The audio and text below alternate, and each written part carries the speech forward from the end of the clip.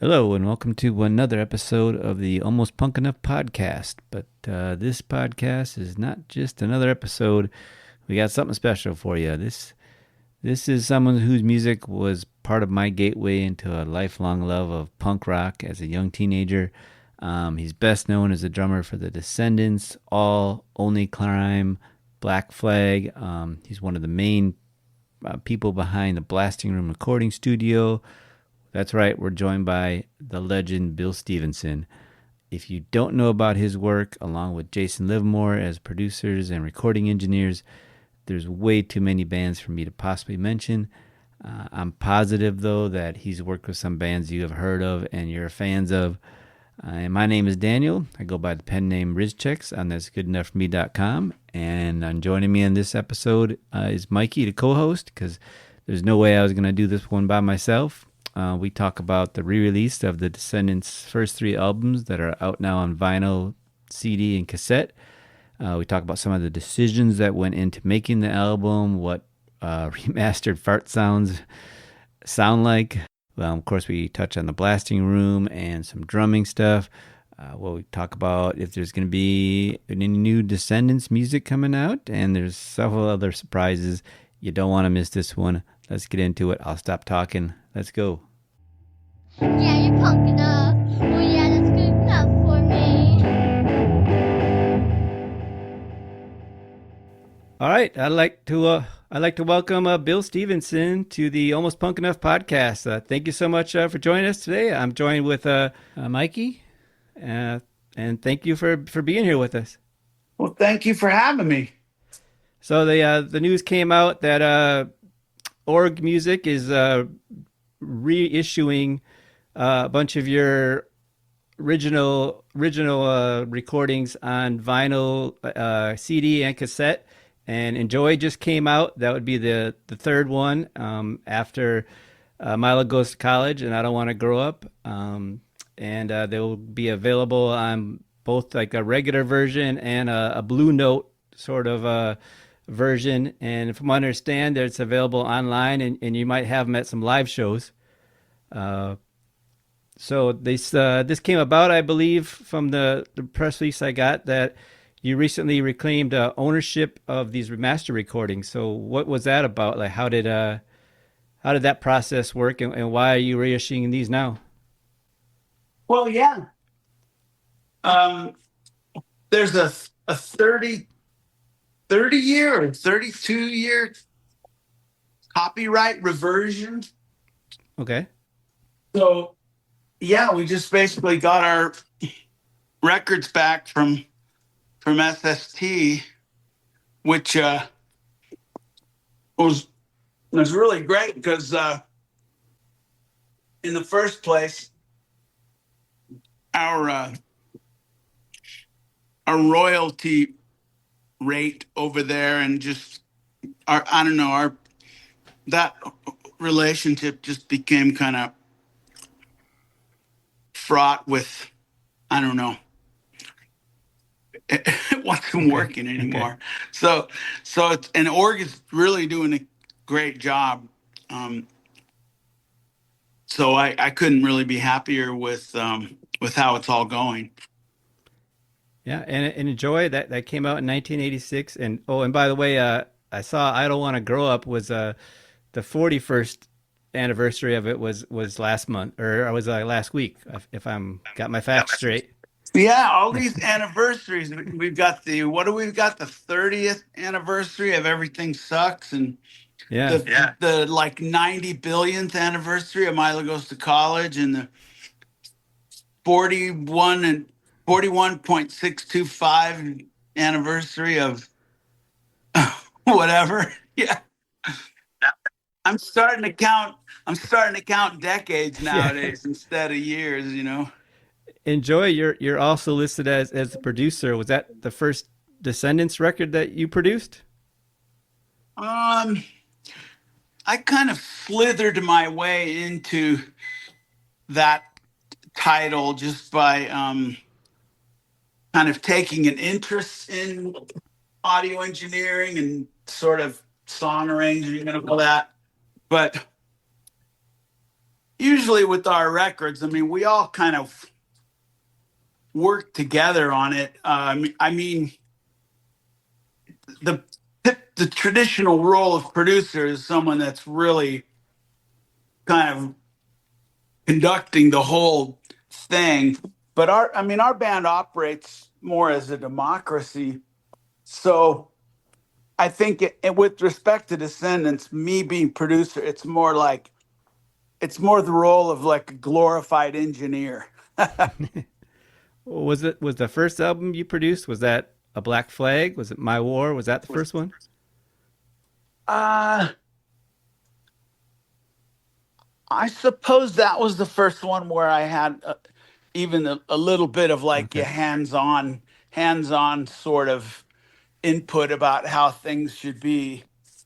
Uh, but then, even with that, it's sort of interesting because what is production? I mean, production starts to me. It starts at the songwriting process, and Mm-hmm. then it goes into the song arranging process and the performing of the songs and um, deciding, the tempo of the songs and the key of the songs. So a lot of that stuff is done by the band ahead of time. Mm-hmm. Like take a band like AC/DC, they've already produced the album when they show up. That's they play they play how they play and they sound how they sound. So they're really a band that I feel like they only need an engineer. And Descendants are kind of that way in a sense. We don't you do a lot of producing per se, like Mm-hmm. not a lot of overdubs or multi-layered guitars or like a ton of crazy backing vocals or I don't know percussion or just all the trappings that you hear of records that have been produced or arguably that have been overproduced. You got people putting string sections on punk songs and whatever. That I don't know. Descendants records they just sound like us playing. Yeah. Well, speaking of working as a team or making group decisions, whose decision was it to put all the poop titles on the back of the record? That was the decision of a bunch of very juvenile acting young adults who just thought that the whole world was one big fart joke. Yeah. Well, I'm glad to see that Orgofart is making the track list too for Yes. for the re-release. Yeah, that was so funny. It was just we had this little boom box, this little cassette deck, and we had this tape. It was just called the fart tape. And whenever one of us had like a decent fart, we would put that tape in there and fart on it, and then we were just collecting them, but we weren't collecting them for any reason. We were just Mm-hmm. collecting them to then listen back to them like that night and start cracking up over a beer or two. Mm-hmm. And because we were all living together in this tiny little practice room, so it was, when you're kind of all crowded together that way, you kind of get a little loopy, and you also get a kind of a everyone there's kind of just one mind that prevails. I mean, and you all kind of have that mind. So I don't know. And then I don't have no idea whose idea it was. It was like, oh, let's put the farts on the album, and then like, let's name all the songs like weird, weird toilet humor names. I mean, not the actual songs, but on the back of the album, there's like Yes. those Yeah. fake song titles. I mean, we had no idea. Nobody cared about Descendants. Nobody cared about us or what we were doing or what our song titles were or what our fake song titles were. So we just would just kind of do whatever we want, thinking like it sort of doesn't matter because only 500 people are ever going to hear this anyway. So you're telling me that at some point in your band's career, we could get like a digitally remastered copy of just the fart stuff released on its own custom cassette tape. Well, since you mentioned it, that would be a great idea because, okay, on Enjoy, the mixes we did, they were very dark. Mm-hmm. And so in the mastering, we brightened up the master quite a bit so that the mixes didn't sound so dark. But it also brightened up the farts. And so the farts kind of don't sound real. They sound like they're some kind of a fake fart. Sure. But I mean, those big, huge, long farts, those are my farts, and they are as real as the day is long. But the brightening made them sound almost like tearing paper or something.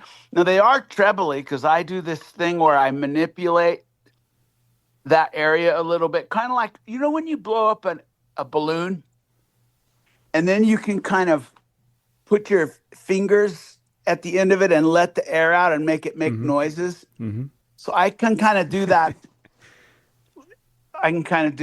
So I get a lot of treble. That's impressive. But I mean, I don't get as much treble as is on Enjoy. So it would be good to release the unmastered farts, just where they just sound like the farts. Brilliant. Well, that's all the time we have today. Yeah. I know. That would be so great. That would be perfect. Yeah.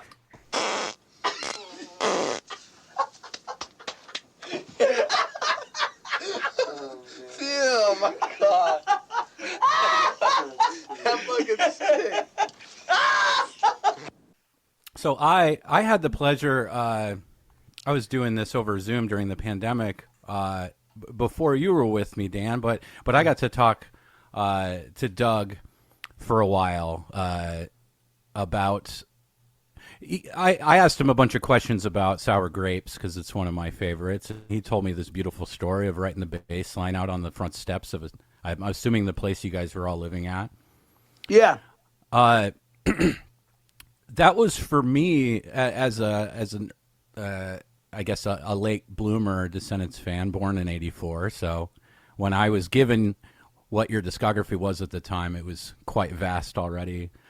But Sour Grapes stuck out right away because it was poppy. It was, I don't want to use the word new wave, but you know, it wasn't tough. It wasn't tough like the heavier shit that I was listening to, the heavier shit that you were playing drums on with other bands.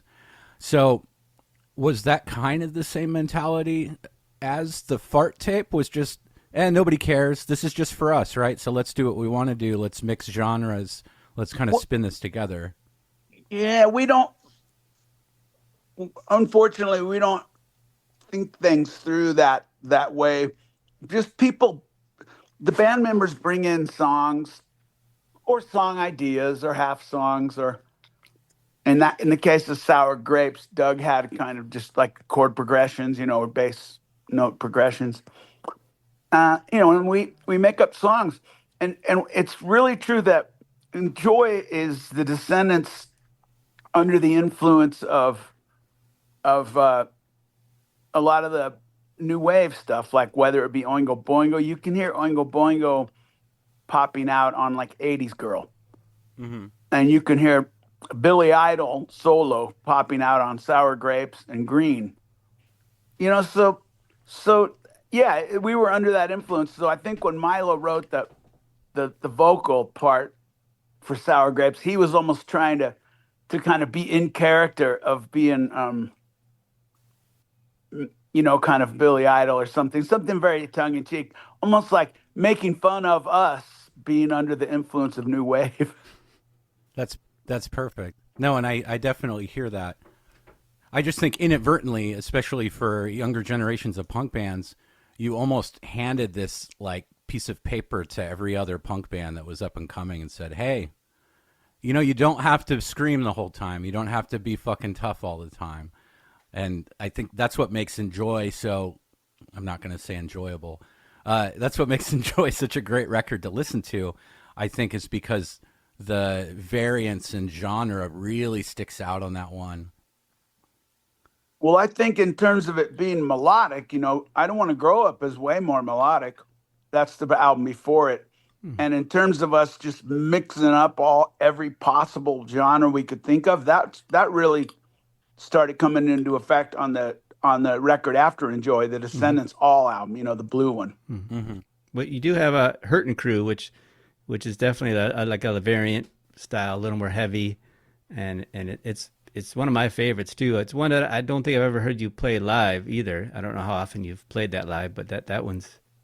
So I am from the city that song is written about, from what I've been told, from multiple sources. Are you from Lincoln, Nebraska? That is correct. Yes.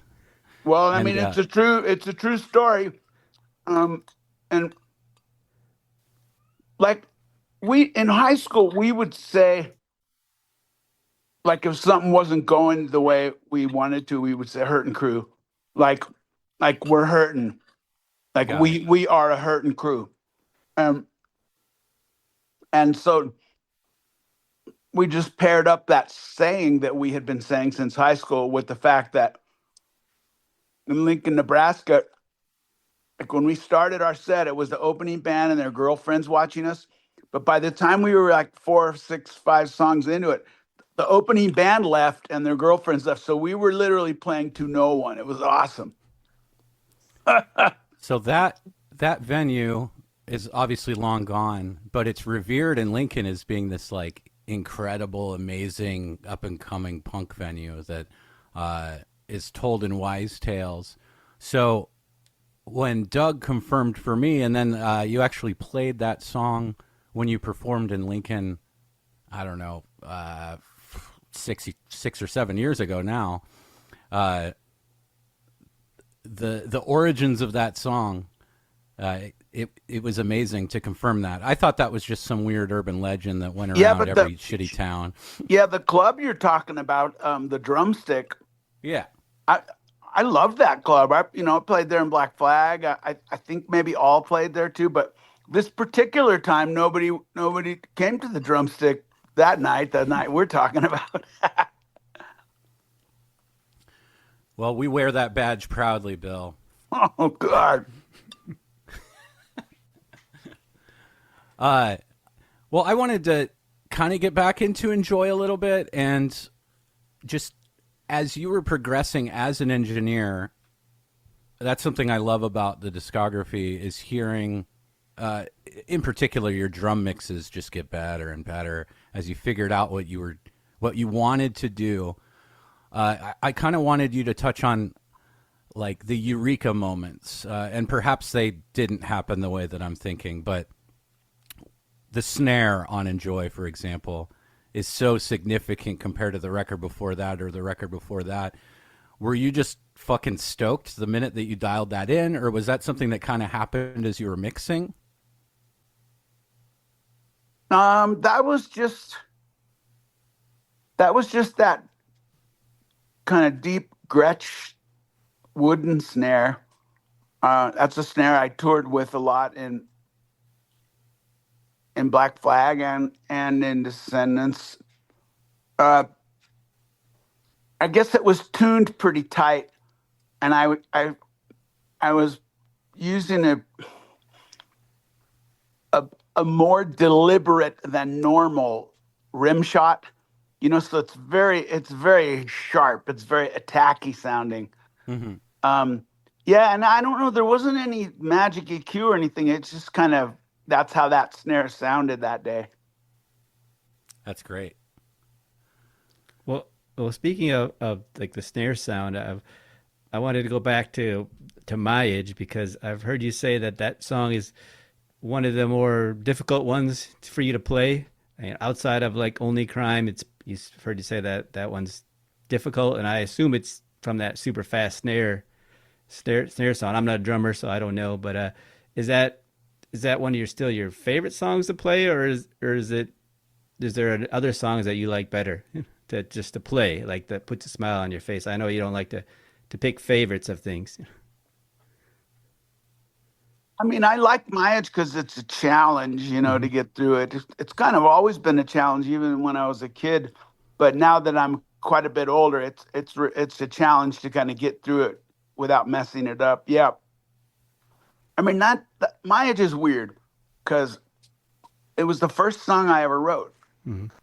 And I wrote it on bass. I mean, that's why it's called My Age. Because when I wrote it, I only had one song. And so in Hermosa Beach back then, we would use like the age suffix kind of in daily vocabulary. Almost, I'd say 1 out of 3 sentences had an age suffix word in it. Um, and so um, that song, it was my song because I only had one song, so it was like my song. So it'd be like, okay, let's try my song, and then that got shortened to like, let's try my age. So it's just my song, my age. That's all it is. It's nothing to it. But yeah, I wrote it on bass, and because I had all in the same 3 month period, I had gotten my first drum set, and my mom had given me an acoustic guitar that had belonged to my grandfather. And then one day on trash day, I was taking my trash can out to the curb, and I see the neighbor's can was already out there. They had done it earlier in the morning than I had. And I looked in their trash can, and there was what looked to be a musical instrument sticking out of the trash can, because the Mm-hmm. musical instrument's taller than the Mm-hmm. trash cans. Back then, the trash cans weren't those big tubs like they Mm-hmm. are now. They were much shorter. But so I grabbed that instrument out of the trash, and it was like it's a hollow body bass. So now, lo and behold, I've got a drum set. I've got an acoustic guitar for which you don't need an amplifier. And I've got this hollow body bass for which you don't really need an amplifier because you can kind of hear it without an amp. So I started writing songs and doing these little crude demos where I'd bounce back and forth between two tape decks. And so yeah, My Age was the first one, and then Bikeage was the second one. But that Mm-hmm.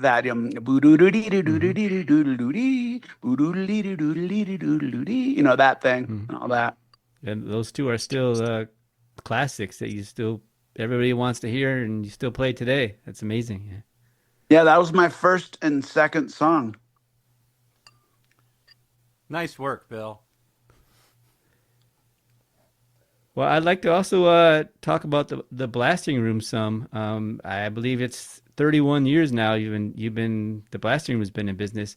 Unless Mike, you had some more questions about Enjoy, or Oh no, I'll before I'll I didn't want to skip past it.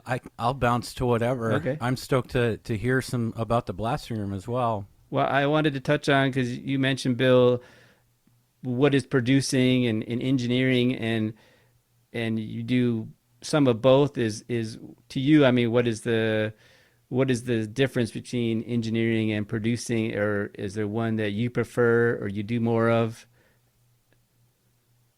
Right. Uh, I have to give Steve Albini credit for this quotation, Okay.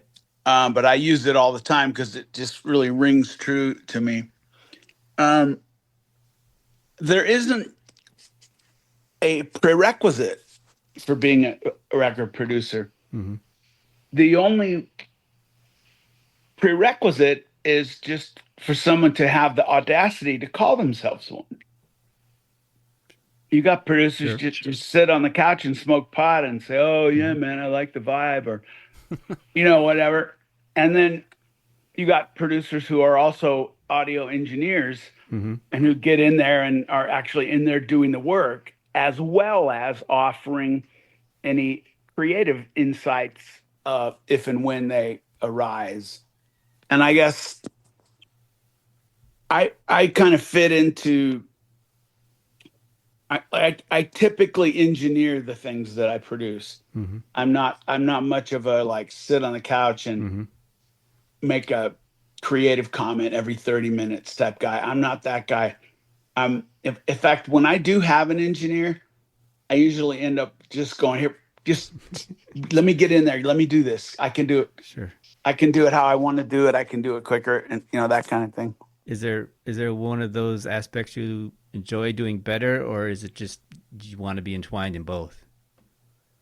I the older I get, I feel like I'm embracing variety more and more. So it's the same thing. Well, what's your favorite color? And I'm like, I don't have one. I like all the colors. I like the fact that there are so many colors. And the same goes with like how I spend my day. I like the fact that I can spend it drumming, or I can spend it trying to write songs or playing guitar, or I can spend it on tour. I can spend it in the studio working with the band, or I can spend it like playing with my grandkids.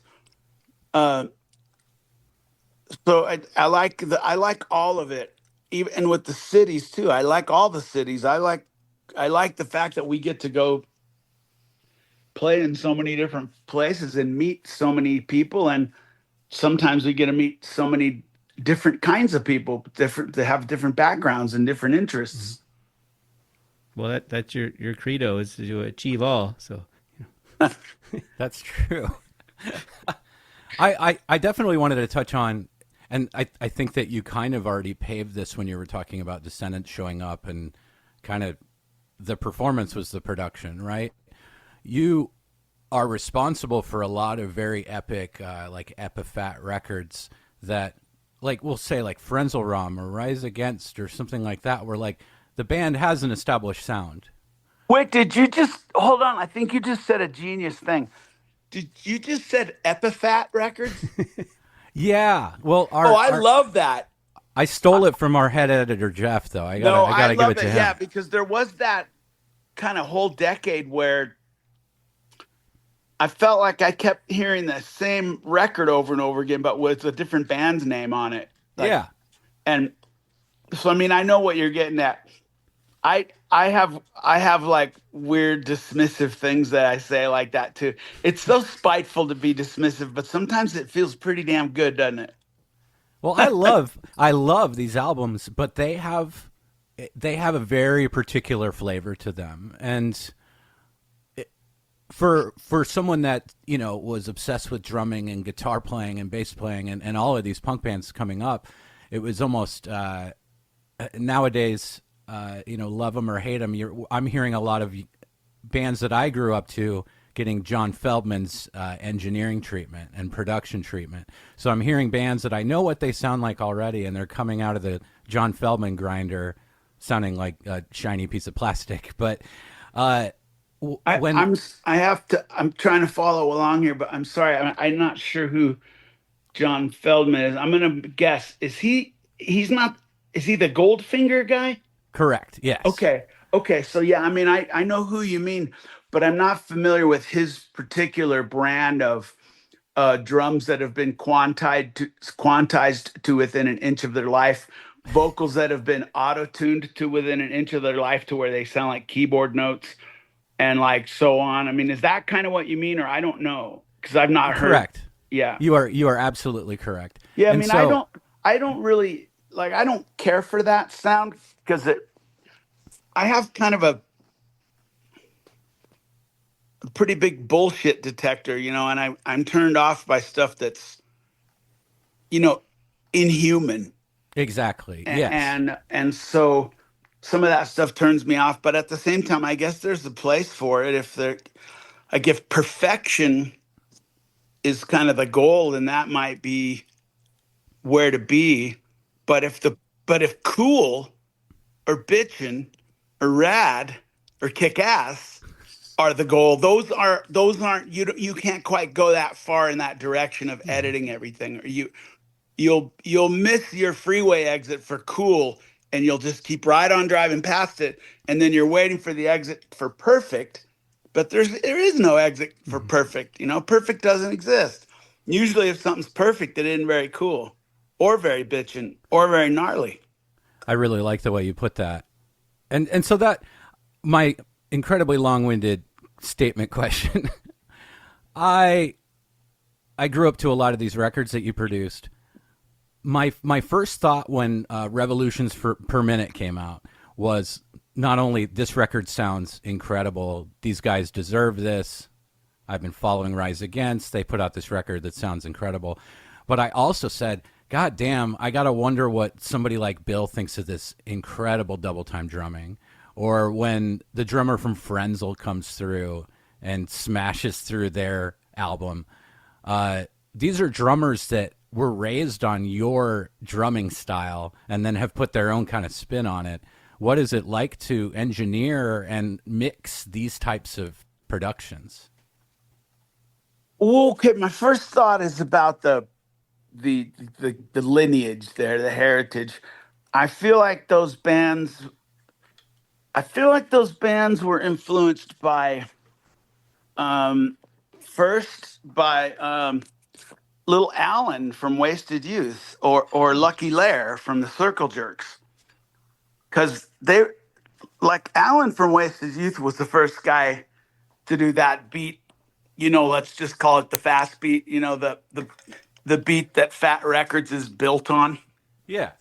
Okay, Alan from Wasted Youth was the first guy I ever heard use that beat, and that would have been in the early '80s. And then also Bomber from RKL was doing that stuff. I wasn't playing anywhere nearly that quickly. It's certainly not with my bass drum. With my hands, yes, but not with my bass drum. And so I'm saying that's where they got that stuff, whether or not they realize it. That's where it comes from. And but then, I mean, as far as me starting to record them, I mean, I enjoyed it. Some of the guys, some of the guys that do that are much better at it than others, and I've had the pleasure to record, I would say, most of the best ones. I've recorded Smelly from No Effects. I did their last, I don't know how many records did I do for them. Let's call it 7. I'm not sure. 6, 8, 7. I don't know if you count the EPs or whatever, but and then Sean Sellers from Good Riddance, who Sean Sellers he's best in class for that kind of whole genre. And if we're just talking about the one beat, that's Smelly. He's the best at that. Yeah. But for that whole genre, I think Sean Sellers is the best in class, with right up there too, though, with Jord from Propagandhi and Dave Ron from Lagwagon. And again, this is all like in a post Bomber, post Allen from Wasted Youth, post Lucky Lair world. Yeah, it mutated and made its way to.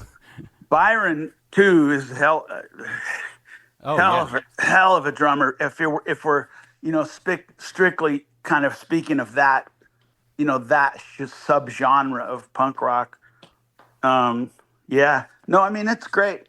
It's great because when I get guys in there that are playing twice as fast as me, it can't help but rub off a little, and I'm like, well, man, maybe I better practice a little more.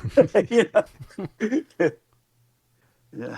No, but I dig it. I'm kind of scrolling through your production discography on Wiki. Doesn't have any band names on it, which is kind of awesome.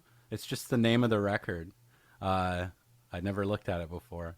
Oh, I've never looked at it either. How, like, you're not supposed to make your own wiki, right? So, I mean, I'm saying I don't know who made that or what they used for resources, or you can't go in and like correct your own thing, right? For accuracy. Can you say that whole thing again? I'm trying to type this quote out on your Wikipedia page. I'm just kidding. Oh. No, I'm honestly not entirely sure, and I know that there's incorrect stuff on here all the time. You're saying I could just tell my buddy to do it? Probably. Oh, I see. Okay. But I'm looking at your production discography, and it's just an alphabetical order by album name. It doesn't have any band names. So there's Descendents records sprinkled all the way throughout here, and all records, and I'm looking at Frenzel, and I didn't know that you did Supporting Cast by Propagandhi. Like, that's awesome. Oh, that's my favorite. That record sounds fantastic. That's my favorite. That song, Without Love, is just the best thing in the whole world. So, you know that song? Yes, absolutely. Oh, I think that song's a masterpiece. So when I first heard Revolutions Per Minute, to go back to that, I understand how that drummer could play that fast beat as quickly as he was playing it in that opening number. So of course I've been on this quest to find live footage of him playing it as best as he played it on the record. Which when you're playing fast songs, you're going to see slower nights and faster nights if you're getting every single show in a shitty cell phone video. But I found a video of Rise Against, I think, kind of celebrating the release of that album at Blasting Room. You were there, and I think they played a couple songs, but it was mostly just this big celebration. I think that the record was complete. So let's throw supporting cast in there and some of these other heavy hitters. Like, what is it like being in the room with these albums and seeing, wow, this is a incredible piece of art that we just created together? It's interesting with supporting cast. It was such an intense amount of work. Their arrangements are pretty complex, pretty technical. So it was a ton of work. And so when you're in the middle of working on something that involved, you're not always able to appreciate it, in the day.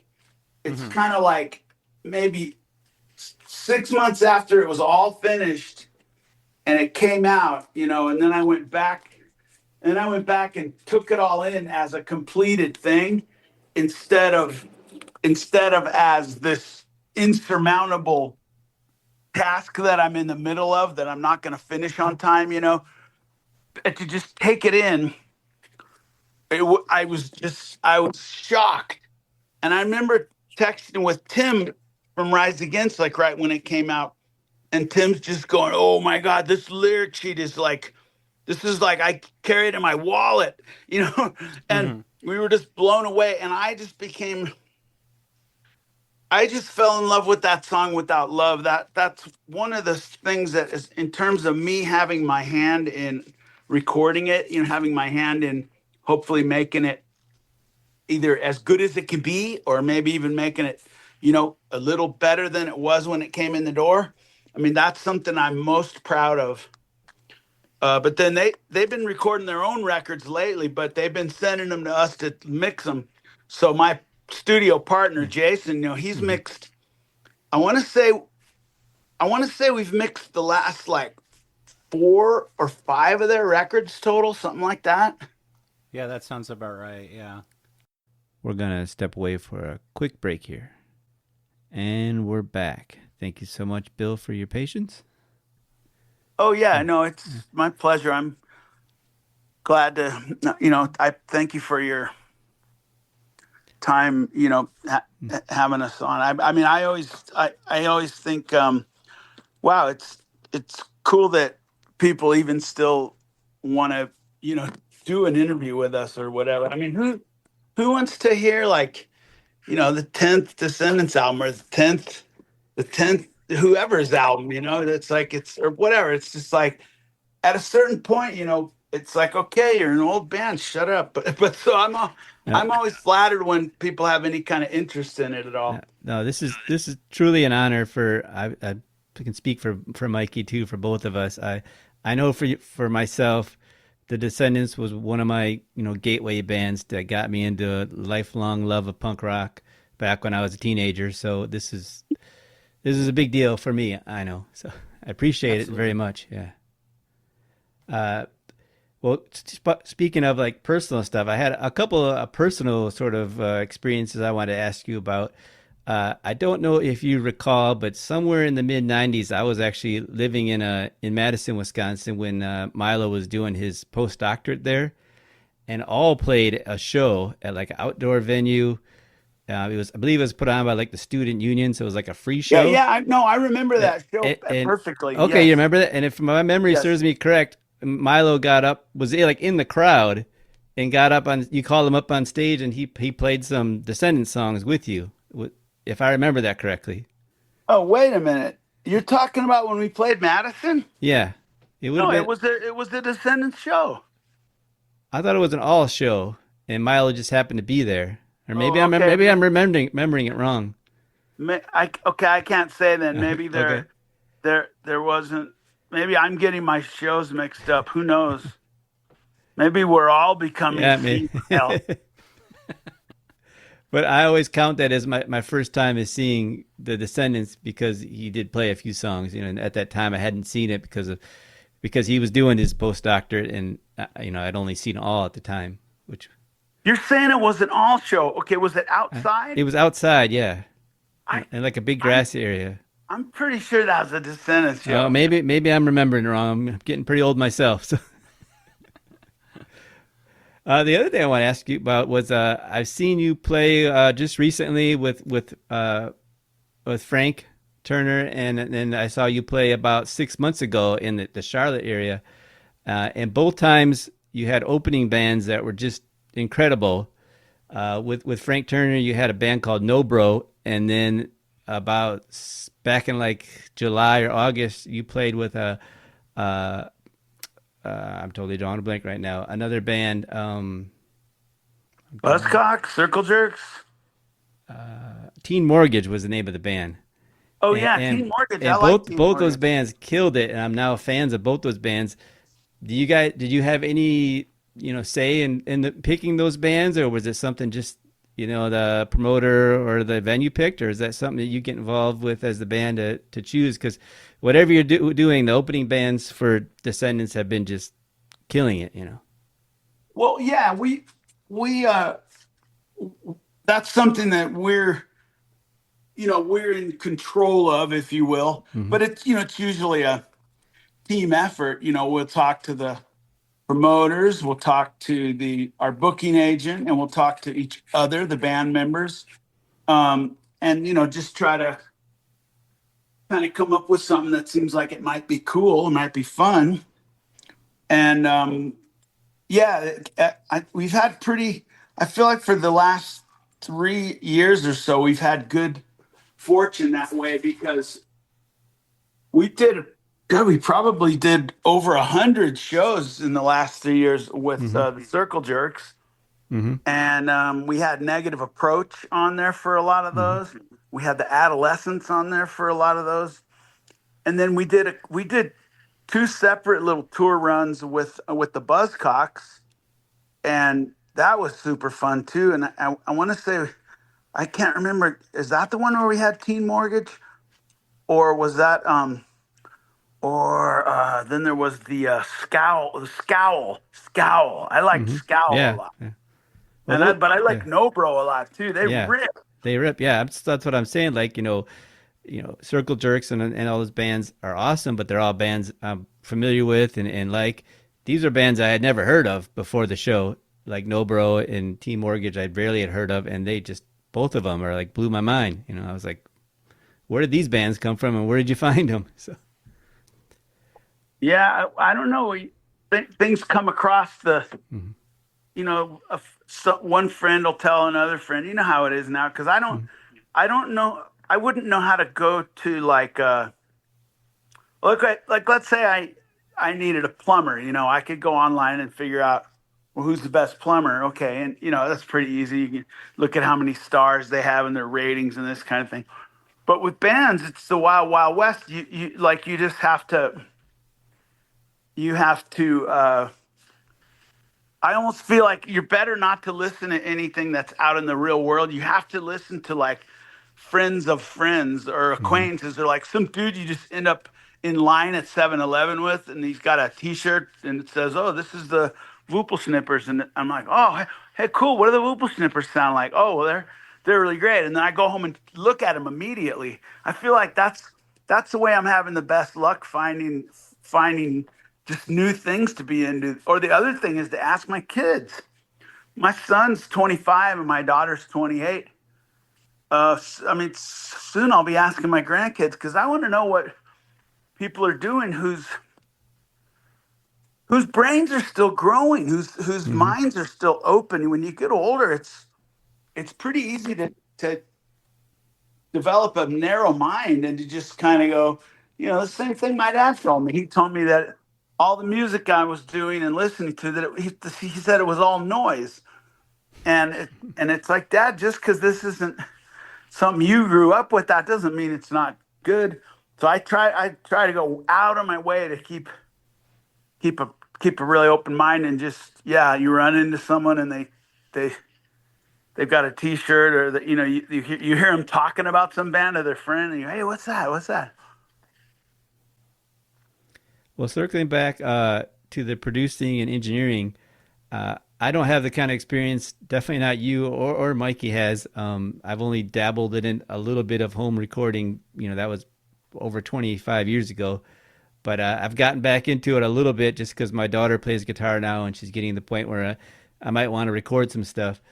So I'm very curious about your thoughts on if you were going to set up like a home studio or just to record demos. What would you suggest? Where would you spend your money? I also know that you like still mixing on like a big console mixer with outboard gear, as opposed to just completely doing it on a computer, program. What's your thoughts on that, and what would you tell someone who's like just getting started with home recording and trying to maybe just make a demo or whatever? Well, That's a big question. Yeah, that's a large topic. sure. And the thing is, it's like trying to hit a moving target, Hmm. because at this point, the the technology is evolving, exponentially. Hmm. So today's hot new thing is 3 years from now's boat anchor. Hmm. You know, Yeah. so it's really something you'd have to like almost think of it in the moment and then do it right then. Uh, there Yeah, are yeah. so many different ways to go about that, Yeah, and when I was into it a little bit in the early 2000s, and now getting back into it some, I'm like, the programs I use now don't even exist anymore. So yeah, um, I think ultimately, as with so many things in life, it's probably a budget dependent hmm. question. Like if you said, okay, I want to set you said your daughter, right? Yeah. So would You want to set your daughter up with a little, like a home hmm. recording Hmm. situation. She That's she plays guitar and does right. vocals, so Okay. And so you said, I want to set my daughter up with a little home recording situation. I have A, 20 grand, B, 100 grand, or C, 500 grand. And then from there, it's like, okay, well, we better choose this route and go this way. Um, that kind of thing. hmm. Like my little basement studio, it's where descendants practice, and it's where I mix a lot of records down there. I Hmm. mixed the last Descendants record down there. I mixed Ninth and Walnut, um, and we practice down there. It's small. It's not fancy, but it's got high quality recording gear in it. And I bet that's probably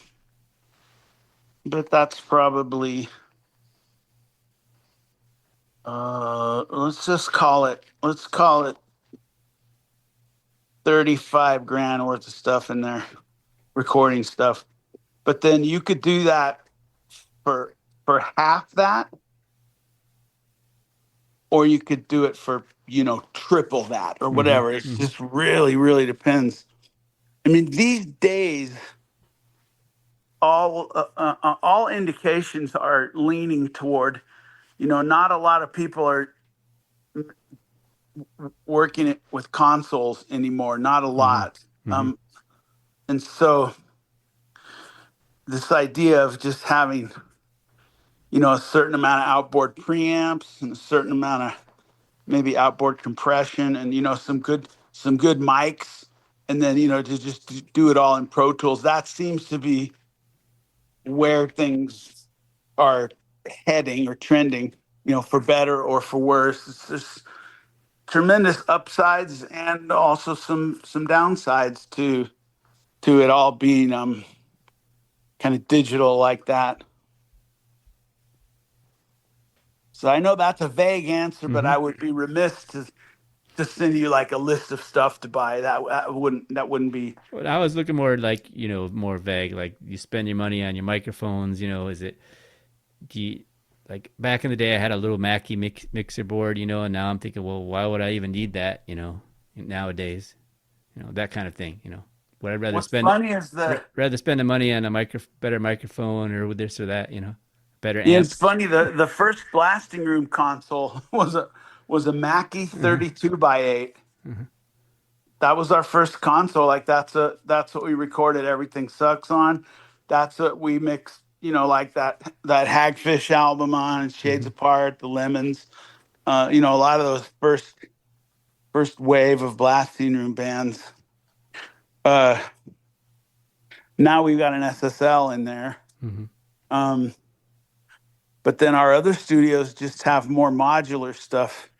You can even buy these kits where you can assemble these very, very high quality preamps, and so they end up costing you, a fraction of what that quality would cost had you not, assembled it yourself. Takes a little bit of time and a little bit of expertise, but we have like a million of these preamps that we put together ourselves. They're very extremely high quality. They sound great.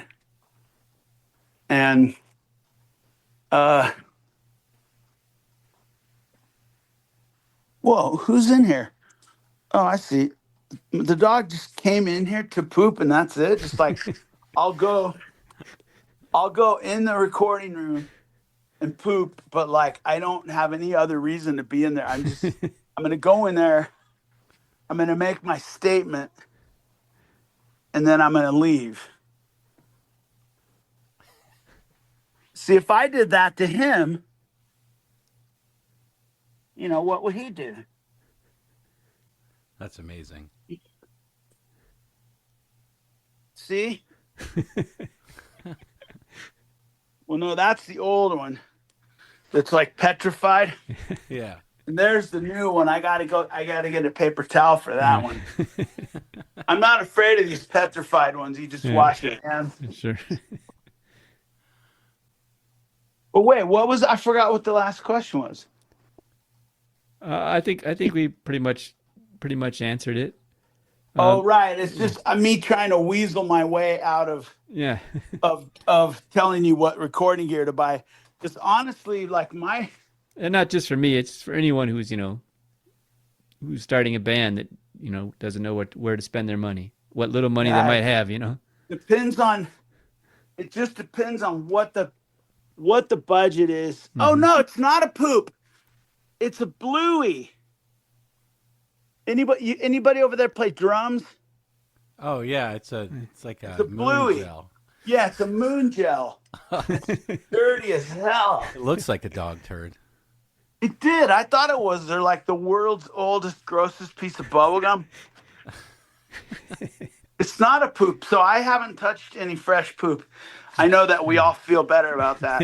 It's okay. Well, you did mention Ninth and Walnut, which that to me was a pretty crazy endeavor, and I didn't even understand it when it first came out. That it was music that was recorded in 2002, and then in 2020, it was the vocals were recorded, and it was basically a new album, but it didn't have Stefan or Carl on it, and it was the original lineup.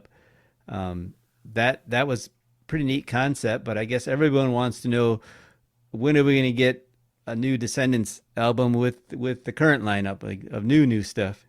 Okay, so we'll do a fact check first. Okay. Fact correction. Okay. So Please do. I think you missed the coolest part of Ninth and Walnut. Is what? Those are our very, very, very first songs that we ever played. It's hard to comprehend it. So it took us so long to kind of figure out how to play, Hmm. to figure out what we wanted to sort of be or who we were, who we are. And by the time we kind of did that and we got funding together to record, we had already gotten sick of all those songs and we had new ones. Mm-hmm. So the new, like, let's call it our second batch of songs. Our second batch of songs is what's on Milo Goes to College. But the Ninth and Walnut, that's our first batch of songs.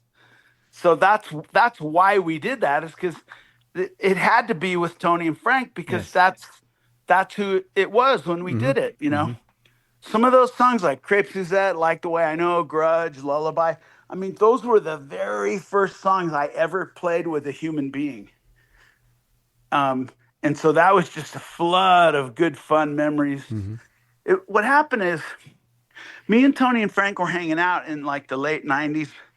And Tony goes, hey, why did we just abandon all our old songs? Like, why did we not ever record them? Like, to document basically the first 2 years of the band.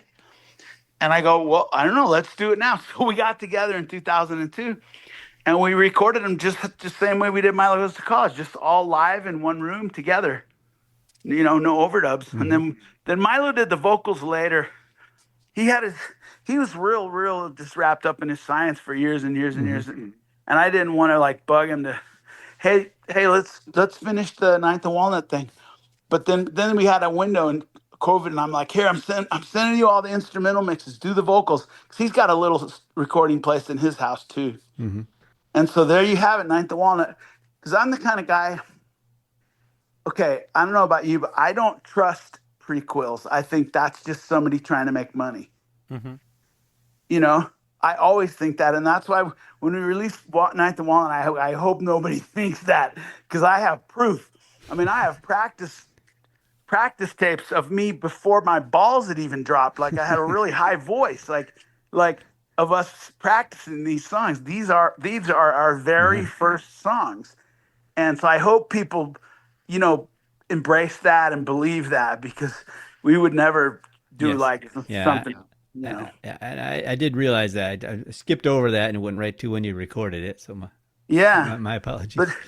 But it was fun, and I think I mean, I did my honest best to make that sound, you know, the way it really did sound back then. Like, I didn't upgrade my drum fills or upgrade. We didn't like, oh, we can play better now, so let's play better on these songs. Like, no, that's how they went, and there they are. That's how they went.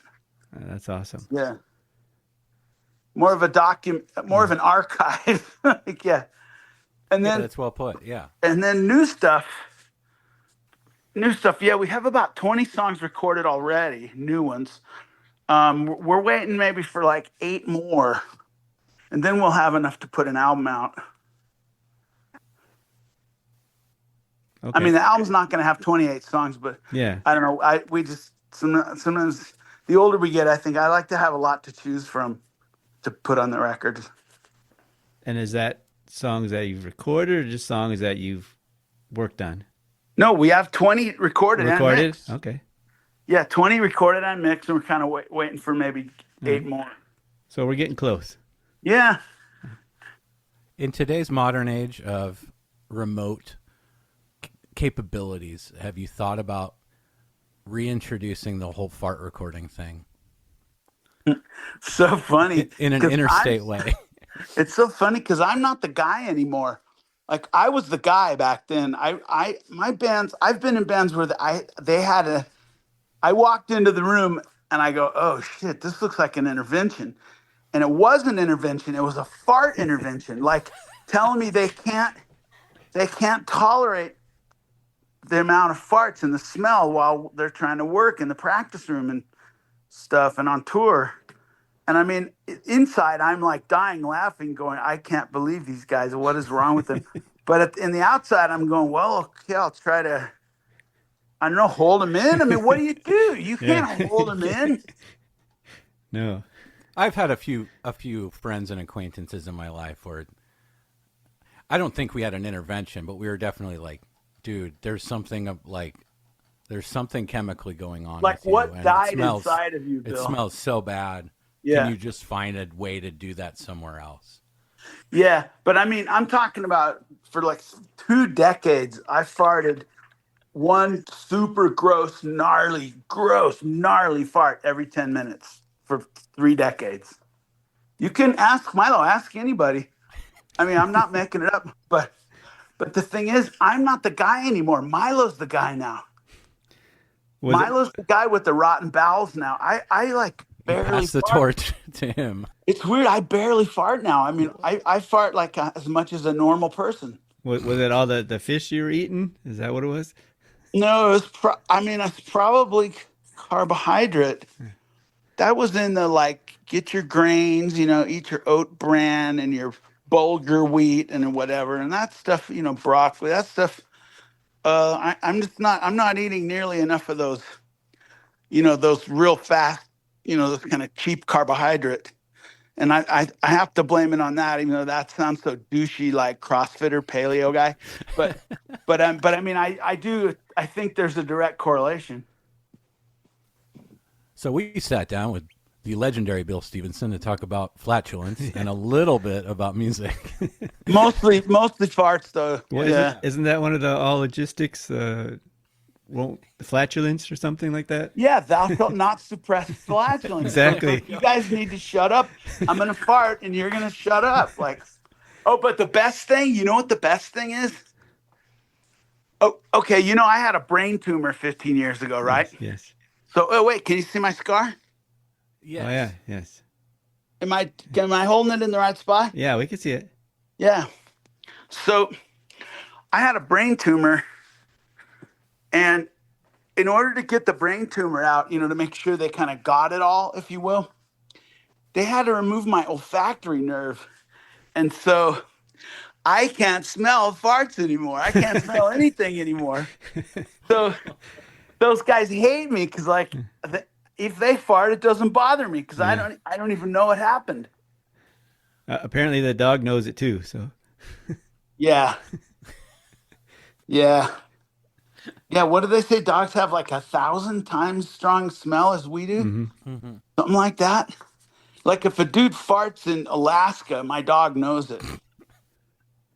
Well, I meant you can't smell his turds, so he's not gonna get caught. So. Yeah, it's a trade-off, I guess. Like for every rose I can't smell, there's a dog shit I can't smell. That's true.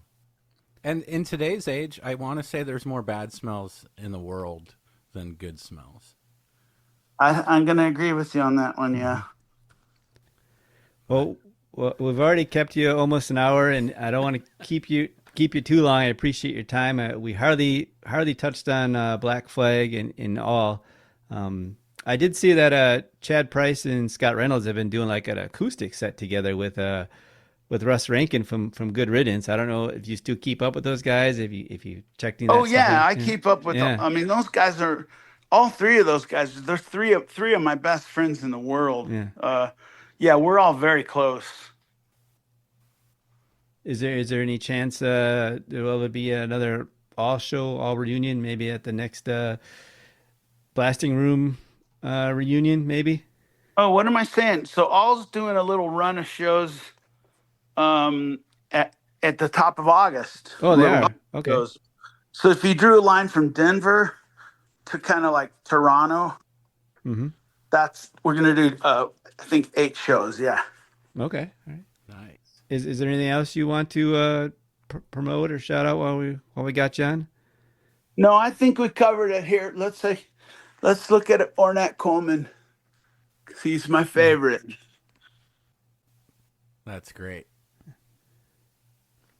If I was, oh wait, they can't see that though. Heck. Yeah, but we can. We can describe it. We can. Yeah. If I were slender, like say I could lose 30 more pounds. Like when I had a brain tumor, I became docile and I got to 400 pounds, right? So they took the brain tumor out and I'm down to like 220. I know, which still, that's a very big man. I know that.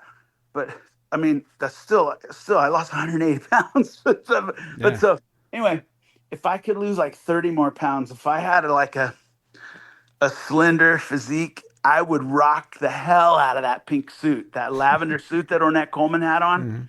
I would totally rock. I would just walk in with it like, what's up?